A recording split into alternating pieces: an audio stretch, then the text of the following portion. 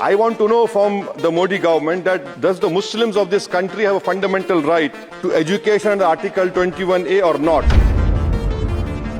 You unleashed your ideology on the biggest minority, and that you see that 1.7 lakh fewer Muslims are pursuing education today. Those who say that we Muslims don't teach our girls and oppress our women are wrong.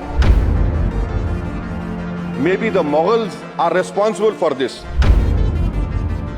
Direct connection can be drawn between the policies of the government and the continuing educational backwardness of Muslims. In both higher education and schooling, Muslims want to get formal education, but because of government apathy and negligence, Muslims drop out of the education system is sooner than children of any other community. The government UDIC data, madam, covers school education, says that Muslim student representation gradually declines from class 6 onwards and reaching its lowest in class 11 and 12. Enrollment percentage of Muslims dropped from 14.42% upper primary, class 6-8 to 10.76% higher education, class 11 and 12. Only 76.37% of Muslim students continue after elementary education as compared to the national average of 81.26%. Madam, 28 states have gross GR of 80% for primary education, but only 12 states achieve 80% secondary level. This shows a clear systemic bias against Muslims.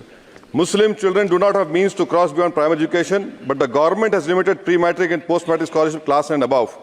I want to know from the Modi government that does the Muslims of this country have a fundamental right to education under Article 21A or not? Or do you want to make the Muslims, 17 crore Muslim second-class citizens status permanent?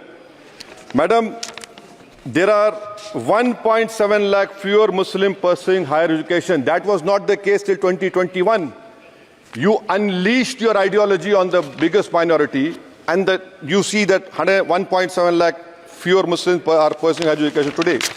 And I want to give them some bad news and good news for the nation. Those who say that we Muslims don't teach our girls and oppress our women are wrong. I'm quoting data. I can challenge anyone. Muslim girls are enrolled at school level higher than boys. The gender parity index for the rest of the population is 0.93, but for Muslims it is 0.99.